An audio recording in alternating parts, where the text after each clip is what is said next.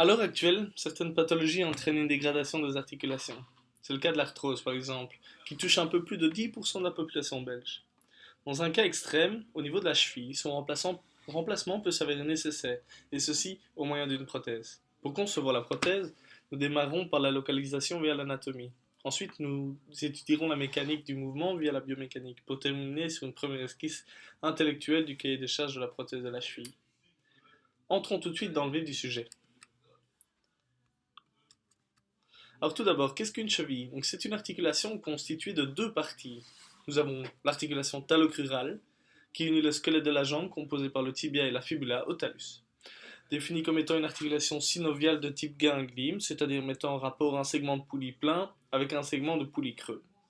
Et l'articulation tibiofibulaire entre le tibia et la fibula, qui est une syndesmose, c'est-à-dire une articulation semi-mobile et fibreuse. La cheville relie la jambe et le pied moyennant un seul degré de liberté autour de l'axe malléolaire.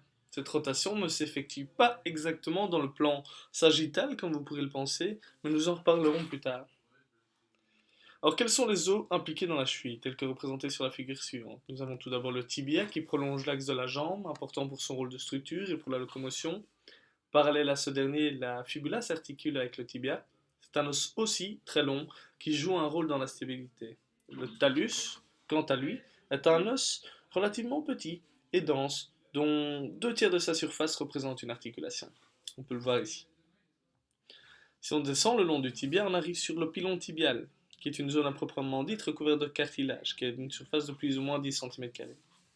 Adjointe à la surface tibiale se trouve la facette articulaire de la face interne, 2 cm² de la malléole latérale, face à la fibula. Excuse.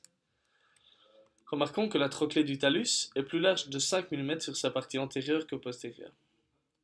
En ce qui concerne les ligaments qui connectent ces différents os, deux principaux réseaux constituent la cheville. Nous avons tout d'abord le ligament collatéral latéral, prenant comme point de départ la malléole fibulaire, étant composé de 3 faisceaux distincts dont 2 sont reliés au talus et un au calcaneus.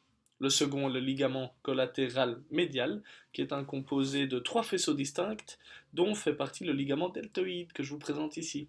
Un gros ligament qui est épais, très résistant, tendu entre la malléole médiale et les 2 os du tarse postérieur. Conclusion, l'articulation talocrurale est stabilisée par un important complexe ligamentaire qui renforce de chaque côté l'articulation et la maintient. Donc la contention est en quelque sorte assurée. Au niveau des muscles, sur la partie latérale, nous avons le long fibulaire et le court fibulaire qui travaillent en duo pour protéger le ligament collatéral fibulaire. Barthes a corrigé. Ce sont de légers extenseurs de l'articulation talocrurale. Donc voici une vidéo représentant l'extension de la cheville en partie réalisée par le ligament fibulaire court.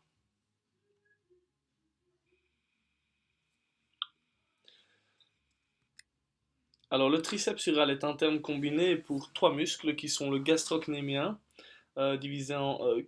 qui sont en fait 2 muscles, c'est-à-dire le postérieur et le médial, qui sont placés de part et d'autre du seul muscle appelé, excusez-moi, du solaire. Le solaire est prolongé par le tendon calcanéen ici dans le bas. Ce trio est perçu comme un seul muscle multipéné et de grande puissance. Il permet un mouvement d'extension de très grande amplitude.